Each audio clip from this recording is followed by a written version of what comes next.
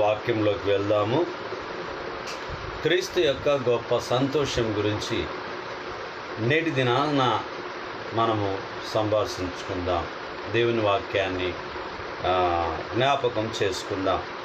మొట్టమొదట లూకా సువార్త 10వ అధ్యాయము 21వ వచనం నుంచి 24 వచనాల వరకు మనము ఆలోచన చేద్దాం. ప్రియులారా, 10, 21 నుంచి 24 వరకు ఆలోచన చేద్దాం. ఆ గడియలోనే యేసు పరిశుద్ధాత్మయందు బహుగా ఆనందించి, తండ్రి, ఆకాశమునకును భూమికిని ప్రభువా, నీవు జ్ఞానులకును వివేకులకును ఈ సంగతులను మరుగు చేసి బాలురకు బయలుపరిచినవని నిన్ను స్తుతించుచున్నాను. అవును తండ్రి, అలాగు నీ దృష్టికి అనుకూలము లాయను. సమస్తమును నా తండ్రి చేత నాకు అప్పగింపబడి ఉన్నది. కుమారుడెవడో తండ్రి తప్ప మరెవడునూ ఎరగడు. తండ్రి ఎవడో కుమారుడెవనికిని ఆయనను బయలుపరచనుద్దేశించును. వాడును తప్ప మరెవడును ఎరగడని చెప్పాను. అప్పుడు ఆయన తన శిష్యుల వైపు తిరిగి మీరు చూచుచున్న వాటిని చూచుచున్న కన్నులు ధన్యములైనవి. అనేక మంది ప్రవక్తలను రాజులను మీరు చూచుచున్నవి చూడకయు వినకయు ఉండిరని మీతో చెప్పుచున్నానని ఏకాంతమందు వారితో అనెను. ఇక్కడ 21వ వచనాన్ని మనం ఆలోచన చేస్తే, ఆ గడియలోనే యేసు పరిశుద్ధాత్మయందు బహుగా ఆనందించి, తండ్రి, ఆకాశమునకు భూమికిని ప్రభువా, నీవు జ్ఞానులకును వివేకులకును ఈ సంగతులను మరుగు చేసి పసిబాలురకు బయలుపరిచినావని నిన్ను స్తుతించుచున్నాను. అవును తండ్రి, అలాగు నీ దృష్టికి అనుకూలము లాయను. క్రీస్తు ఆనందిస్తున్నటువంటి మాటలు ఈ లేఖనంలో మనం చూస్తూ ఉన్నాం. అలాగునే మరి 17వ వచనం నుంచి చూసినప్పుడు 70 మంది శిష్యుల సంతోషంతో తిరిగి వచ్చి ప్రభువా అని చెప్పి అక్కడ మాట్లాడుతున్నటువంటి మాటల్ని మనము జ్ఞాపకం చేసుకుంటున్నాం. ప్రియులారా, ఈ రాత్రి కాలమందు మనము క్రీస్తు యొక్క గొప్ప సంతోషంలో పాలివారం కావాలి అని అనుకుంటే, దేవుని చిత్తము, తండ్రి చిత్తాన్ని కుమారుడు ఏ విధంగా అయితే గ్రహించాడో, అలాగునే తండ్రి కుమారుని చిత్తము మనం ఈ లోకంలో నెరవేర్చడానికి మనము వాడబడేటటువంటి సాధనములుగా పనిచేయాలి అని చెప్పి దేవుని వాక్యం మనకు తేటగా పరుస్తుంది. ఒక కుమారుడు సంతోషపడినప్పుడు, ఒక కుమారుడు పని చేసినప్పుడు, ఆ కుమారుడు తండ్రి చెప్పినట్లు విన్నప్పుడు ఆ తండ్రి ఎంతగానో సంతోషం పడుతూ ఉంటాడు. ఇతరులతో తన సంతోషాన్ని పంచుకుంటూ ఉంటాడు. ఏమిటి అంటే, కష్టపడుతున్నటువంటి ఆ కుమారుని చూసి. అలాగునే యేసుక్రీస్తు ప్రభువారు ఈ లోకానికి వచ్చినప్పుడు, తండ్రి చిత్తాన్ని నెరవేర్చడానికి వచ్చినప్పుడు, తాను అనేకమైనటువంటి సందర్భంలో తండ్రిని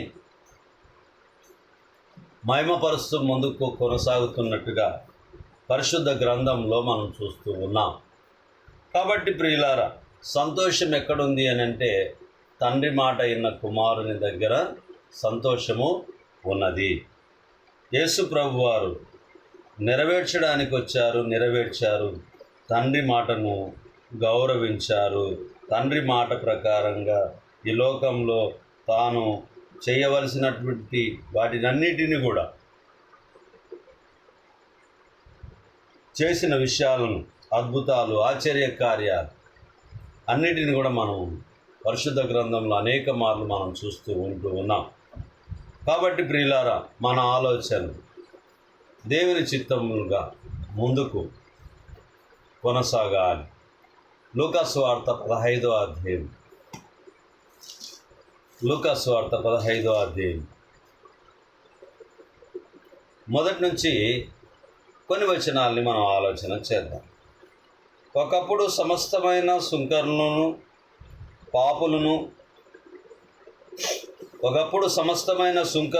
పాపులను ఆయన బోధ వినుటకు ఆయన దగ్గరకు వచ్చుచుండగా పరిసయ్యులను శాస్త్రులను అది చూచి, ఇతడు పాపులను చేర్చుకొని వారితో కూడా భోజనము చేయుచున్నాడని చాలా సనుగుకొని, అందుకు ఆయన వారితో ఈ ఉపమానము చెప్పాను.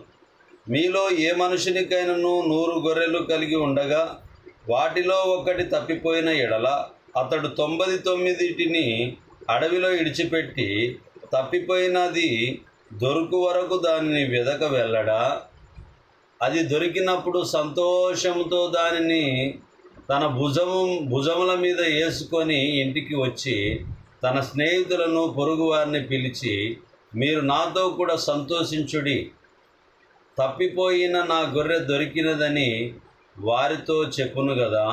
అటువలే మారు మనసు అక్కర లేని 99 మంది నీతిమంతుల విషయమై కలుగు సంతోషము కంటే మారు మనసు పొందు ఒక్క పాపి విషయమై పరలోకమందు ఎక్కువ సంతోషము కలుగును. చాలా క్లుప్తంగా 99 గొర్రెల్ని ఉన్నాయి, ఒక గొర్రె తప్పిపోయి ఉన్నది. ఆ తప్పిపోయిన గొర్రె కొరకు ఆ యజమానుడు మరి వెతుకుతాడు కదా. వెతికినప్పుడు ఆ యొక్క సంతోషాన్ని తన స్నేహితులతో పంచుకుంటాడు కదా. తన భుజముల మీద వాటిని మోసుకొని ఇంటికి వస్తాడు కదా. అలాగునే మారు మనసు అక్కరలేనటువంటి 99 నీతిమంతుల కొరకు యేసు ప్రభు వారి లోకానికి రాలేదు. మారు మనసు పొందేటటువంటి పాపుల కొరకు, పాప విమోచన కొరకు యేసుక్రీస్తు ప్రభు వారి లోకానికి వచ్చిననేటటువంటి విషయాన్ని చాలా క్లుప్తంగా తన యొక్క సంతోషాన్ని విషయాల్ని మనకిక్కడ లేఖనము మనకు జ్ఞాపకం చేస్తుంది. ప్రియులారా, తప్పిపోయిన గొర్రెపిల్ల ఉపమానం గురించి ఈ లేఖనంలో మనం చూస్తూ ఉన్నాం. తప్పిన వాటి కొరకు, నశించిన దాని కొరకు యేసు ప్రభు వారు లోకానికి వచ్చి ఉన్నాడనేటటువంటి విషయాన్ని మనం జ్ఞాపకం అప్పుడే సంతోషం. ఒక పాపి మారితే మహా సంతోషము యేసు ప్రభు వారికి. 99 గొర్రెలు అలాగనే ఇడిచిపెట్టి ఏ విధంగా అయితే యజమానుడు ఆ తప్పిపోయిన గొర్రె కొరకు వెతికి తీసుకొని తన భుజముల మీద తీసుకొచ్చి ఇంటి దగ్గర పెట్టి తన స్నేహితులతో సంతోషాన్ని వ్యక్తపరుస్తాడో, అలాగనే ప్రియులారా, మరి మారు మనసు పొందే నీతిమంతులుగా పిలువబడేటటువంటి వారు 99 మంది ఉన్నప్పటికీ ఒక్క పాపి మారు మనసు పొందితే పరలోకంలో సంతోషము కలుగుతుంది అని చెప్పి దేవుని వాక్యం మనకు తెలియపరుస్తుంది. నేటి దినాన మనం నేర్చుకునేటటువంటి అంశం క్రీస్తు యొక్క గొప్ప సంతోషం ఏమిట్లో ఉంది అని అంటే ఒక పాపి మారు మనసులో ఉంది అనేటటువంటిది జ్ఞాపకం ఉంచుకోవాలి. ప్రియులారా, ఒక పాపి మారు మనసులో, అది నేనే కావచ్చు, మీరే కావచ్చు, మరొకరు కావచ్చు, నేను పాపిని అని ఒప్పుకొని యేసు ప్రభు అని అంగీకరించడము చాలా ప్రాముఖ్యమైనటువంటి విషయంగా ఆయన సంతోషము పాపి మరలుట విషయంలో సంతోషం ఎక్కువగా ఉంది అని చెప్పి దేవుని వాక్యము మనకు తెలియపరచబడుతూ ఉన్నది. ప్రియులారా, అలాగున్నే 11వ వచనాన్ని కూడా ఆలోచన చేద్దాం. మరియు ఆయన ఇట్లానేను, ఒక మనుషునికి 2 కుమారులుండిరి. వారిలో చిన్నవాడు తండ్రి ఆస్తిలో నాకు వచ్చు భాగమిమ్మని తన తండ్రి నడగగా అతడు వారికి తన ఆస్తిని పంచిపెట్టెను. ఇక్కడ మనం ఆలోచన చేసినప్పుడు 2 కుమారులు ఉన్నారు. ఆస్తిని తండ్రిని చిన్న కుమారుడు అడిగిండు. ఇద్దరికి సమానంగా పంచిపెట్టి ఉంటున్నాడు. ఒక నాడు వ్యాపారం చేద్దామని దూర ప్రాంతానికి వెళ్ళి మరి పాపంలో పడిపోయి ఉన్నదంతా ఆస్తిని అయిపోగొట్టుకొని మరి పందుల పొట్టును మేయడానికి కూడా వెనకడుగేయలేదు ఆ చిన్న కుమారు. అలాంటి సందర్భంలో మరి ఆ తప్పిపోయిన కుమారుణ్ణి తన తండ్రి చేర్చుకున్నట్టుగా మానవులమైనటువంటి మనం పాపములో నశిస్తూ ఉంటే యేసు ప్రభు ఈ లోకానికి వచ్చి అందరినీ ప్రేమతో ఆదరించి మన పాపములను శిలువ మ్రాను మీద క్షమించి ఆయన చేతులు చాచి పిలుస్తూ ఉన్నాడు, రమ్మంటున్నాడు. ఎంత ఘోర పాపినైనా నేను క్షమిస్తాను రమ్మంటున్నాడు. ఇంకా మారు మనసు పొందకపోతే, ఇంకా యేసు ప్రభు అని ఒప్పుకోలేకపోతే, మరి నేడే రక్షణ దినము, దేవుని వాక్యము, క్రీస్తును సంతోషపరిచేటటువంటి వారిగా మనం ఉందాం ప్రియులారా. యోహాను సువార్త 17వ అధ్యాయం 11వ వచనాన్ని చూద్దాం. యోహాను సువార్త 17వ అధ్యాయం 13వ వచనాన్ని చూద్దాం. 17, 13.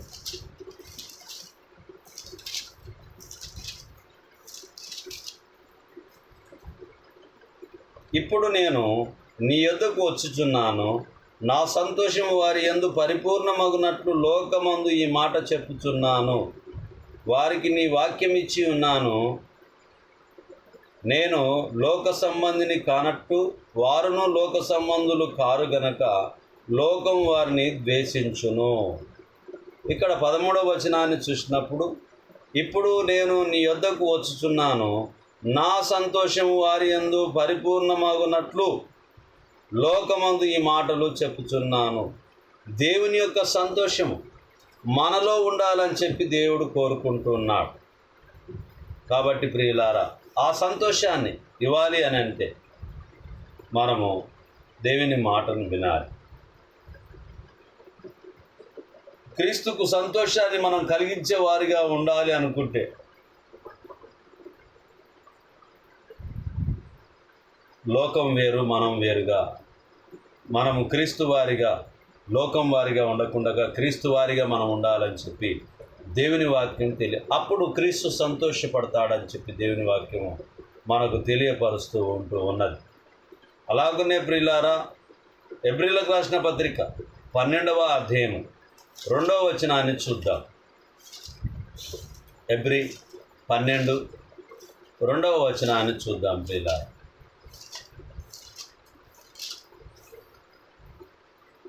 మనలను ఆవరించి ఉన్నందున, మొదటి నుంచి చదువుకుందాం.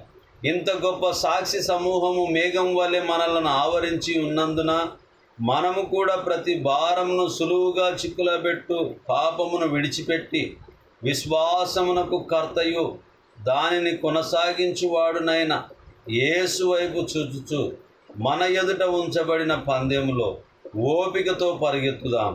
ఆయన తన ఎదుట ఉంచబడిన ఆనందము కొరకై అవమానమును నిర్లక్ష్యపెట్టి శిలువను సహించి దేవుని సింహాసనం యొక్క కుడిపార్శ్వమున ఆసీనుడై ఉన్నాడు.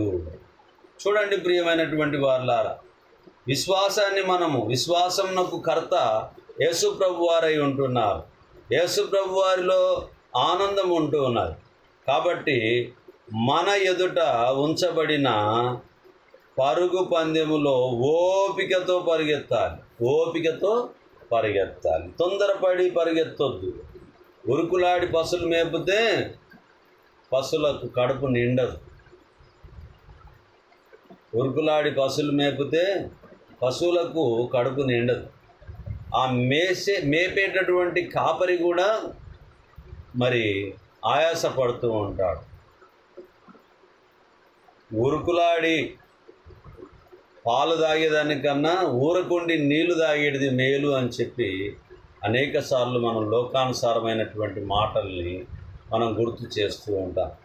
కాబట్టి ప్రియులారా, దేవుని వాక్యం మనకు తెలియపరుస్తుంది. ఇంత గొప్ప సాక్షి సమూహం మేఘం వలె మనల్ని ఆవరించి ఉన్నందున మనము కూడా ప్రతి భారమును సులువుగా చిక్కులబెట్టు పాపమును విడిచిపెట్టి విశ్వాసమునకు కర్తయు దానిని కొనసాగించువాడునైన యేసు వైపు చూచుచు మన ఎదుట ఉంచబడిన పందెములో ఓపికతో పరిగెత్తుదాం. ఆయన తన ఎదుట ఉంచబడిన ఆనందము కొరకై అవమానము నిర్లక్ష్యపెట్టి శిలువను సహించి దేవుని సింహాసనం యొక్క కుడిపార్శ్వమున ఆసీనుడై ఉన్నాడు అనేటటువంటి విషయాన్ని మనం జ్ఞాపకం చేసుకోవాలి.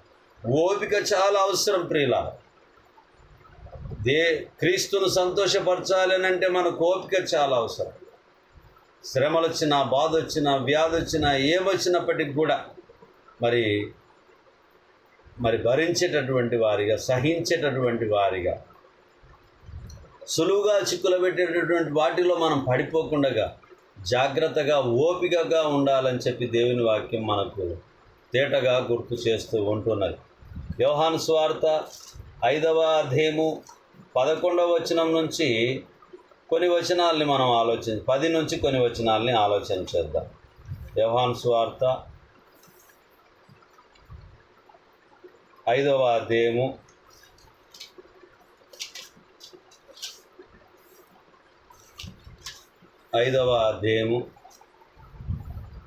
10 నుంచి కొన్ని వచనాలని మనం ఆలోచన చేద్దాం. ఆ దినము విశ్రాంతి దినము గనక యూదులు, ఇది విశ్రాంతి దినము కదా, నీవు నీ కొన దగదే అని స్వస్థత నొందిన వానితో చెప్పిరి. అందుకు వాడు, నన్ను స్వస్థపరిచిన వాడు నీ పరుపెత్తుకొని నడుమని నాతో చెప్పానని. వారు, నీ పరుపెత్తుకొని నడుమని నీతో చెప్పువాడెవడని వానిని అడిగిరి. ఆయన ఎవడో స్వస్థత నొందిన వానికి తెలియలేదు. ఆ చోటును గుంపు కూడి ఉండెను గనుక యేసు తప్పించుకొని పోయెను. అటు తర్వాత యేసు దేవాలయంలో వానిని చూచి, ఇదిగో స్వస్థత నొందితివి, మరి ఎక్కువగా కీడు నీకు కలగకుండునట్లు ఇకను పాపము చేయకుమని చెప్పగా, వాడు వెళ్ళి తన్ను స్వస్థపరిచిన వాడు యేసు అని యూదులకు తెలియజెప్పాను.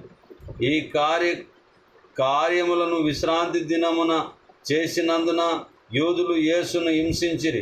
అయితే యేసు, నా తండ్రి ఇది వరకు పని చేయుచున్నాడు, నేనును చేయుచున్నానని వారికి ఉత్తరం ఇచ్చాను.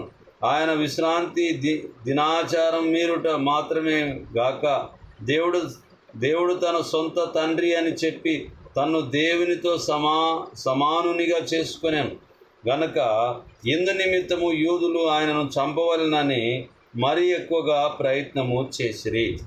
ఇక్కడ మనం ఆలోచన చేద్దాం ప్రియులారా. 11వ వచనాన్ని, అందుకు వాడు, నన్ను స్వస్థపరిచిన వాడు నీ పరుపెత్తుకొని నడుమని నాతో చెప్పేనను. మరి ఎందుకొరకు ఆ మాటల్ని చెప్పి ఉంటున్నాడు అంటే, దేవుని చిత్తము అలాగూ జరగాలి కాబట్టి. మరి యేసు ప్రభు వారు ఏదైతే చెప్పి ఉన్నారో అలాగున్నే ఆ స్వస్థత నొందినటువంటి వ్యక్తి అలాగున్నే పరుపెత్తుకొని వెళ్ళిపోయినట్టుగా మనం చూస్తూ ఉన్నాం ప్రియులారా. కాబట్టి క్రీస్తునకు సంతోషం కలగడానికి మనము క్రీస్తుకు లోబడి దేవుని చిత్తాన్ని మనం జరిగించేటటువంటి వారిగా, ఆయనలో సంతోషాన్ని మనం చూచేవారిగా, ఆయనలో ఆనందాన్ని మనం పొందేటటువంటి వారిగా, మన ద్వారా క్రీస్తు ఆనందం పొందడానికి, మన ద్వారా క్రీస్తు సంతోషం పొందడానికి మనము దేవునికి ఎల్లవేళలా రుణపడి ఉన్నామనేటటువంటి విషయాన్ని జ్ఞాపకం చేసుకున్నాం.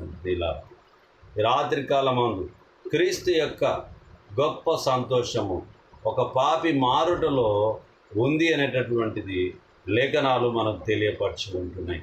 చిన్ని ప్రార్థన చేసుకుందాం. మహోన్నతుడా, మహాగణుడా, పరిశుద్ధుడా, మీ పరిశుద్ధమైన నామాన్ని బట్టి మీకు వందనములు చెల్లిస్తున్నాం. గత కొద్ది కాలం నుంచి నాయన అనేకమైనటువంటి వీడియోలు చేయలేకపోయా. దయతో నన్ను క్షమించండి. కారణాలు ఏవైనప్పటికీ వివాహాల విషయంలో, అనేకమైనటువంటి కార్యాల విషయంలో, ప్రార్థన కూడికల విషయంలో, బైబిల్ తరగతి క్లాసుల్లో, అనేకమైనటువంటి విషయాల్లో, భూస్థాపిత కార్యక్రమంలో ఇలా పాల్గొనడం వల్ల చాలా రోజుల తర్వాత వీడియోలు చేయడానికి ఈ రాత్రికాలం ముందు ఈరోజు కూడుకొని ఉన్నాను. ఈ కూడుకునేటటువంటి సమయంలో కూడా నేను చెప్పగలుగుతానా లేదా ఈ సమయంలో అని చెప్పి భావించాను. మీ చిత్తము నా పట్ల జరిగించినందుకు వందనాలు. ఈ వీడియోను అప్లోడ్ చేసి ప్రజల ముందు ఉంచనై ఉంటుండగా విశ్వాసంలో బలపడడానికి, స్థిరపడడానికి, మీ యందు ఆనందించే భాగ్యాన్ని మాకందరికీ కలిగించుమని ఈ మనవులు నజరేయుడైన యేసు నామములో ప్రార్థించుచున్నాము తండ్రి. ఆమేన్. ఆమేన్. అందరికీ ప్రభు నామమున వందనాలు.